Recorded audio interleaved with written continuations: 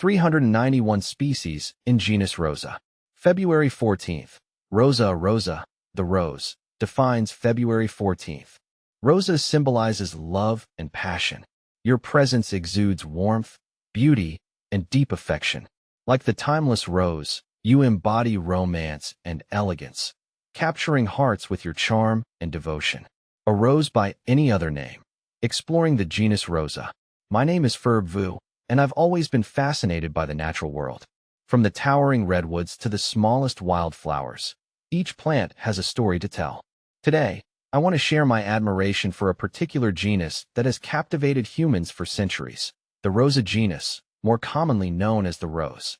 Roses have been cultivated for over 5,000 years, prized for their beauty and fragrance. But beyond their ornamental value, roses are a testament to the diversity and resilience of nature. The genus Rosa encompasses a vast array of species, each with its unique characteristics and adaptations. The wild roses, origins, and diversity. The genus Rosa is a member of the Rosaceae family, which includes other beloved plants like apples, cherries, and strawberries. While we often associate roses with cultivated gardens, the genus boasts over 391 wild species distributed across the northern hemisphere. These wild roses are the ancestors of the countless cultivars we see today, and they offer a glimpse into the evolutionary history of this iconic flower. From the fragrant Rosa damascena of the Middle East to the hardy Rosa rugosa of East Asia, wild roses exhibit remarkable diversity in their form, color, and fragrance. Some species, like Rosa canina, commonly known as the dog rose, are vigorous climbers, their thorny stems reaching high into the canopy. Others, like Rosa wicheriana, spread low to the ground, forming dense thickets. This diversity reflects the adaptability of roses to a wide range of environments, from coastal dunes to mountain slopes.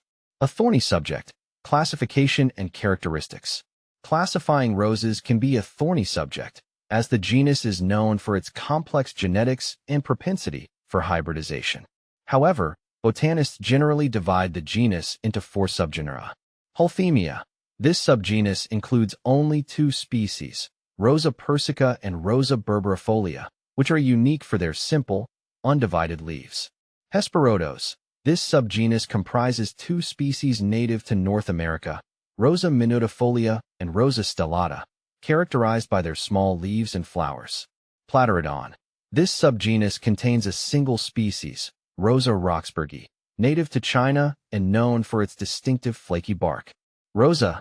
This is the largest subgenus, containing the majority of rose species, including many of the wild roses mentioned earlier and the ancestors of most modern garden roses. Despite their diversity, all roses share some common characteristics. They are typically woody shrubs with thorny stems, although some species can grow as climbers or ground covers.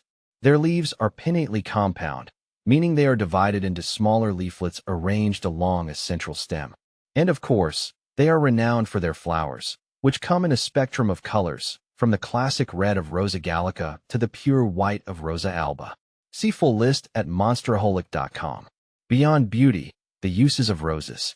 While roses are primarily known for their ornamental value, they have also played a significant role in human culture and medicine for centuries.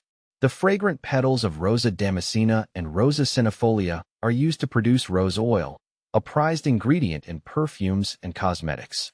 Rose hips, the fruit of the rose plant, are a rich source of vitamin C and are used to make teas, jams, and even wine. In traditional medicine, roses have been used to treat a variety of ailments, from headaches to skin irritations. Rosewater, a byproduct of rose oil production, is believed to have soothing and anti-inflammatory properties. And in some cultures, roses hold symbolic meaning, representing love, passion, and even mourning. Cultivating connection, roses in the modern world. Today, the passion for roses continues to thrive. Breeders continue to develop new cultivars with unique colors, forms, and fragrances. Gardeners cultivate roses in their backyards, bringing beauty and joy to their lives. And florists create stunning arrangements for special occasions, using roses to express emotions and celebrate milestones. For me, roses represent more than just beauty. They are a symbol of the interconnectedness of nature and human culture. They remind me of the power of plants to inspire, heal, and connect us to something larger than ourselves.